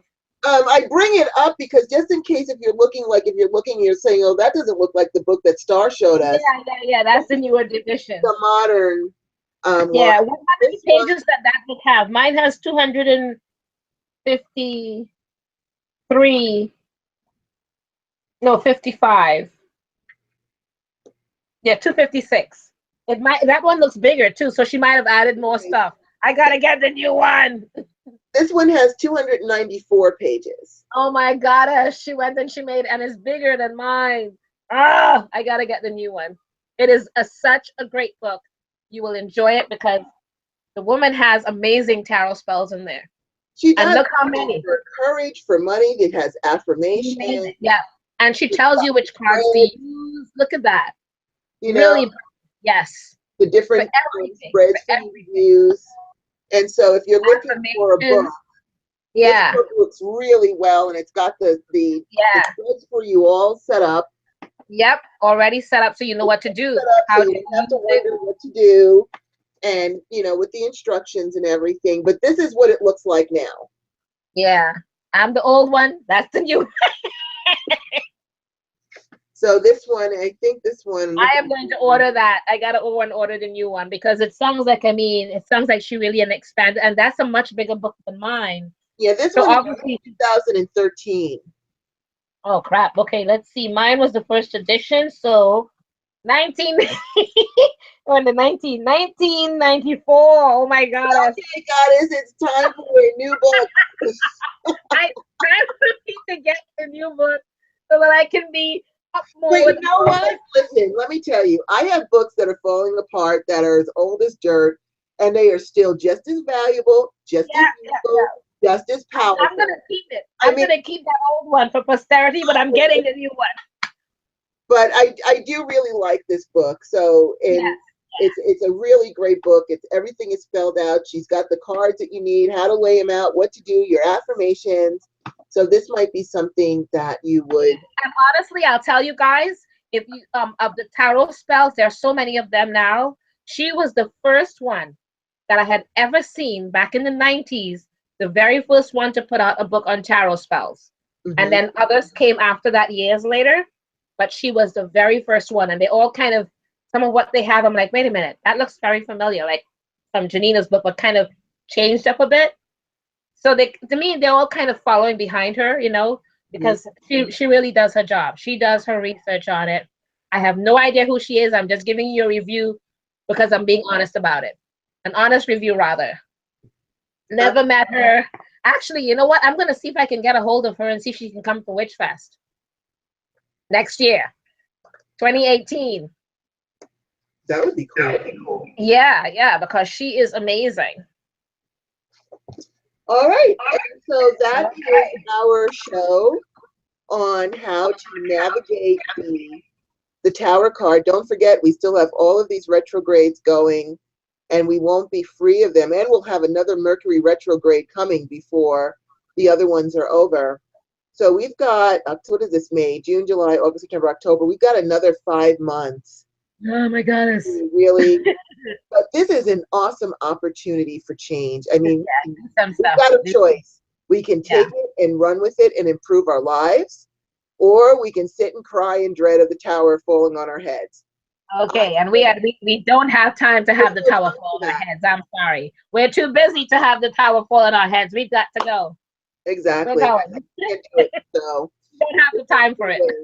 And it's also important, I think the biggest message that we're trying to put across today is that even though it can seem like you are just at the whim of fate and powerless, you are not powerless. You are never powerless. If you can just keep your focus, step out of the emotions and get to work and do take some of these tips, you will not only survive the tower, you will come out the other side a new, stronger, revitalized person. Look at it more of a challenge and how you're going to get through this and then get to work to do so. Don't allow yourself to, I mean, I slipped into, like I said, I couldn't get out of bed for 2 weeks at one point. All I could do was lay there. I allowed myself to slip into depression. But as soon as I saw that my neighbor looks at my property with such scorn in her eyes, that was enough to galvanize me and get my act together, because I was just not letting, because it would be like she won, you know, and there was no way I was going to let that happen. That wasn't going to happen. So not happening. You know, like Goddess Star said, if you can't do it for yourself, do it for your kids. You know, there are people or situations or things that can help to inspire you and help you to pull yourself out of this. So take full advantage of those things. And hopefully, you know, we hope that this show really did help you out. We want to wish everybody a happy full moon. I believe that's Wednesday. That's on Wednesday. Happy blessed full moon. Happy blessed full moon. And as always, we thank you so much for joining us, for supporting us, for walking, you know, this journey with us. You know, Goddess Star and I, we have to do the homework too. We can't just sit up here talking about things and we don't do anything. We actually can talk about these things because we are constantly having to go through them and fix them and challenge them and overcome them. And, you know, so it's easier for us to just say, look, we understand how hard this is. We've been there, we've done that, but you will get through it, and you will. And so we are walking this journey with you. Remember that we're right by your side, walking this with you. And so we are grateful that you are also by our side, walking with us. That's a beautiful gift. It's a reciprocal supportive system, you know. Just as much as we love supporting you, vice versa. We appreciate and love you guys for supporting us and being with us every Monday, you know. And we really love and appreciate that. Yeah, it means a lot to us. So God bless you all. And this circle is open. Mary Part. Mary Part. And Mary again. Thank you, everyone. We'll see you next time. God bless. And happy full moon again. Namaste. Yes, happy full moon. Bye-bye.